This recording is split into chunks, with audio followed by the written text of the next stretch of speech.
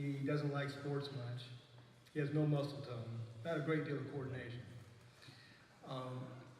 He's very, very smart, but he kind of likes to be smart about his own things, like his fish tank and his train layout and things that interest him. He doesn't really want to do things that other people want him to do, at least not at the time that they're wanting him to do it. He's fairly outgoing, but he doesn't necessarily like people all the time. He can be really kind of brusque and push people away and not really be comfortable with them, other people with him. But he's a hard worker, and he gets to a place where he can do things that other people ask him to do. He's going to tell you about things he did after he left here.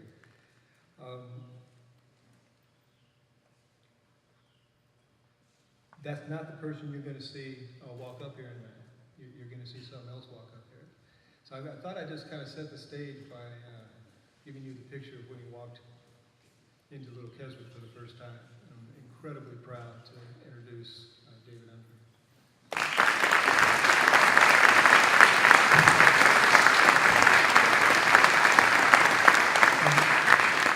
Please don't hit me. I think I said about muscle tone. I was kidding.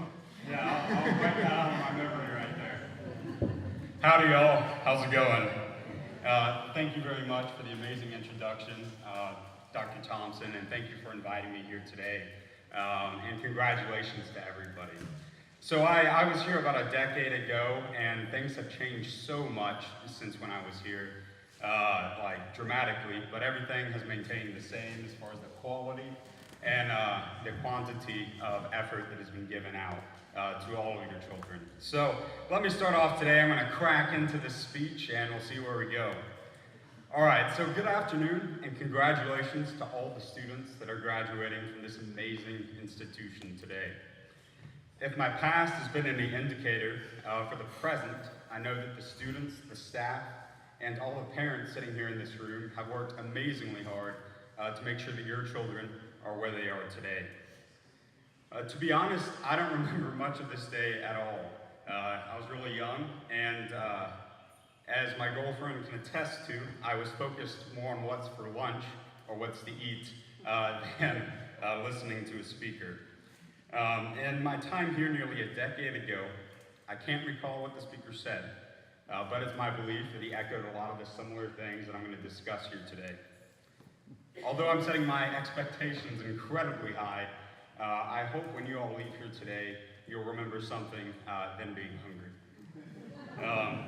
So I want to give you a little bit of a backstory about who I am and why I came to LKS. Before attending LKS, which I believe was in 2004 or 5, something around that time period, life for me was an unimaginable struggle and drastically more so for the parents and those around me. Around the age of 7 or 8, I was officially diagnosed with anxiety and depressive disorders, major dyslexia, sorry, dyslexia putting up, Asperger's syndrome, and I was also had ADHD. So I've had those struggles my entire life.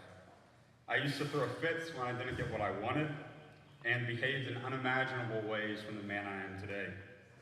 As a result of this, my parents made the incredibly brave decision to send me here to the Little Keswick School. I spent 2 years here at LKS. Mind you, as I said earlier, the campus was drastically different than what it is today. Although things have changed drastically on the exterior, much of it has stayed the same on the quality of work. I spent time at the time, 3 different dormitories.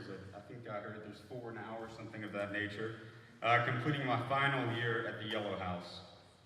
I don't want to go into too much specifics about my time here, as I know that all of you are here right now, so you're aware about your experience.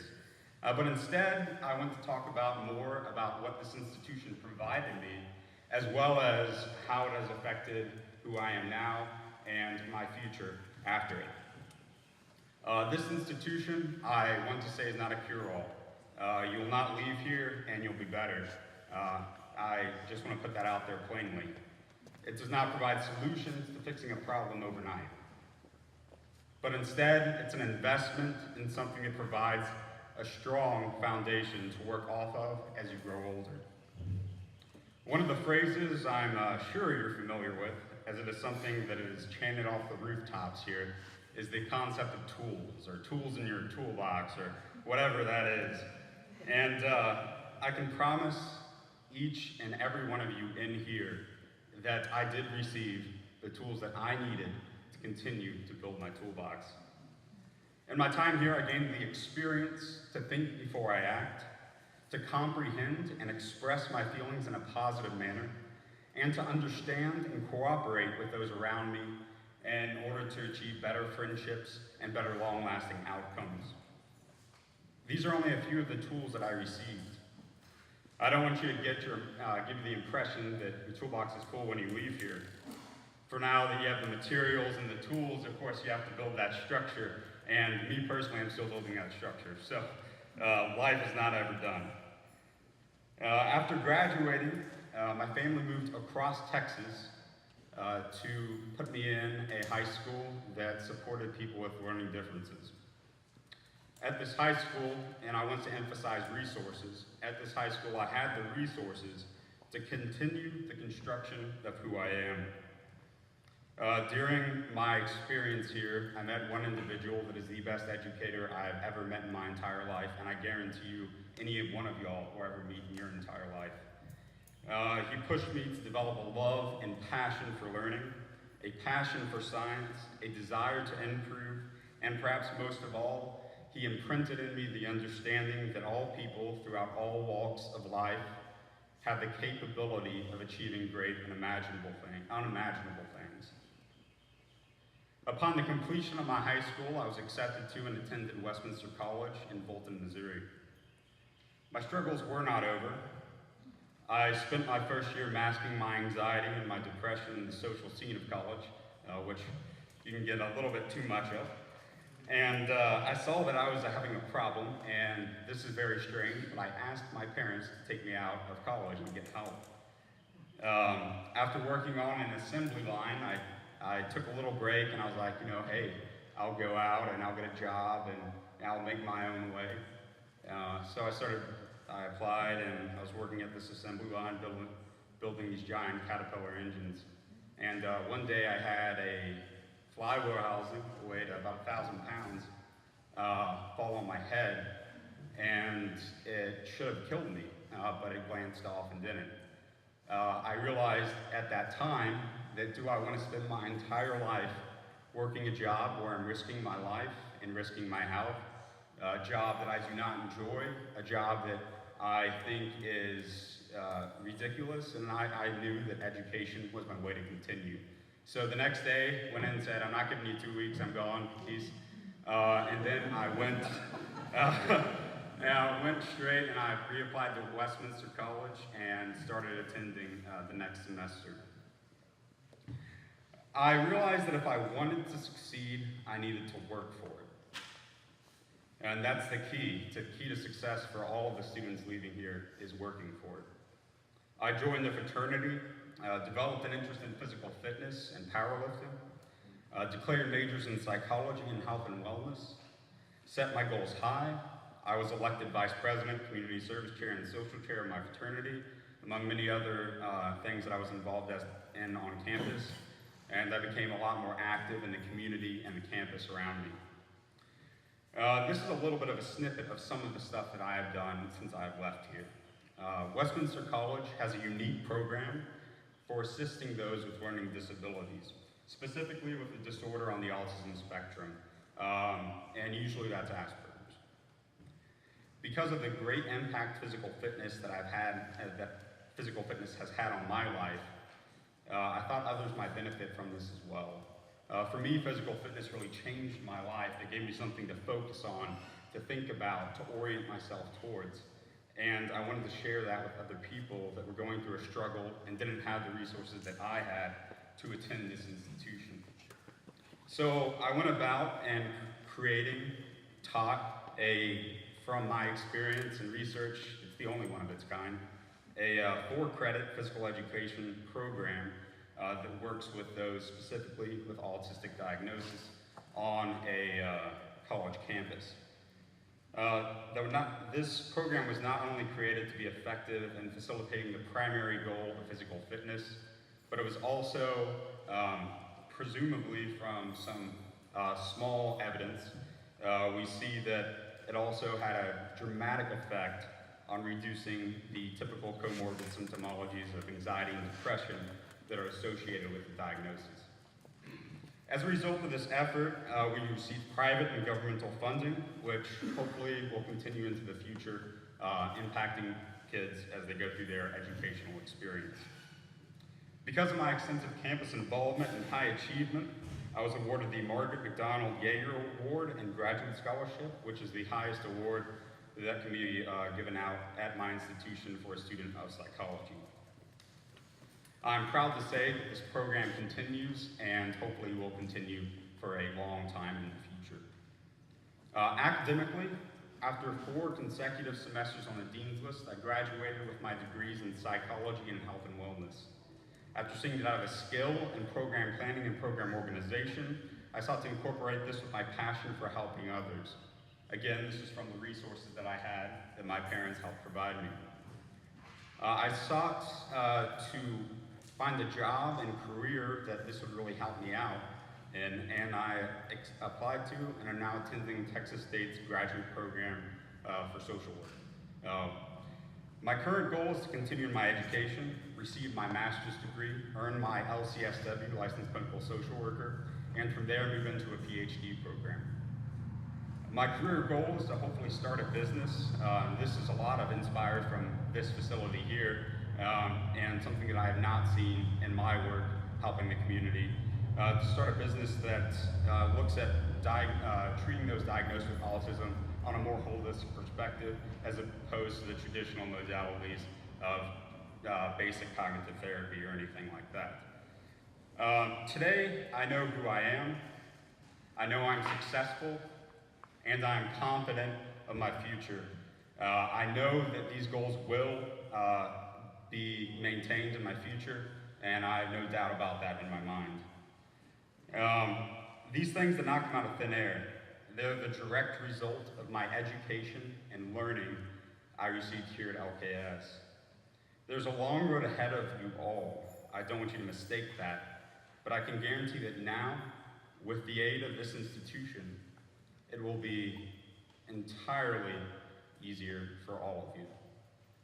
Now to the parents, which I believe this affects the most in this experience. As a child that attended LKS, I did not realize the unimaginable level of sacrifice financially and emotionally that you are all making to help see your children become the best version of themselves. I am forever grateful to my own parents for what they were willing to give up and still give up to this day to help see me succeed. The strongest memory that I have in my entire life, and it still rings to me today, is I was walking I was being dropped off at the Yellow House, and I saw the heartbreak in my father's eyes. I can remember everything about it, and it replays in my mind all the time. And I really saw at that time the sacrifice, the unimaginable difficulty that you are all going through to see your children succeed. Whenever I think about the sheer sacrifice that he, my mother, and my brothers were all taking to see me succeed, it is incredibly and absolutely humbling. Although my parents are not here with us today, I would like to say to them, thank you. Thank you for your love. Thank you for your resources. And thank you for your absolute, never-ending dedication to see me become the man I am today. I am here today because of you. To all the parents, I want you to know that your efforts are not in vain. As I have seen many others that graduated with me attend college and be successful in their careers. Now, as I contemplate my future with my girlfriend of 3 years and Hope you can keep a secret, but fingers crossed here next month, my fiance.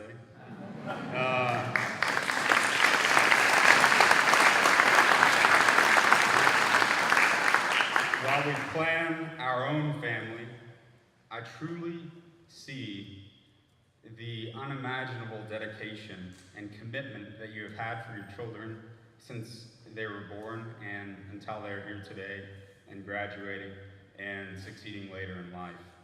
So I want to extend my sincerest regards to you, the families, for your work to tirelessly see that your children are becoming the men that they will be in the future. So I want to give everybody a round of applause.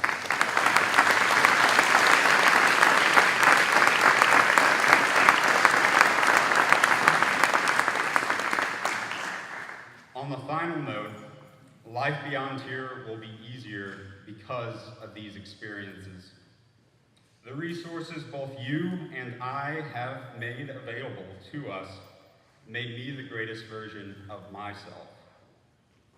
And I think all of you that are seated here in front of me have the capacity to not only be as successful as I, but much greater. We're all capable of great things, and I hope the best for all of you. Again, thank you for your time. I will be sure to leave my contact information here with Terry. And if you have any questions about resources or anything, please feel free at any time to contact me, as I'd be more than happy to help you all out. Again, congratulations and best of luck to all of you.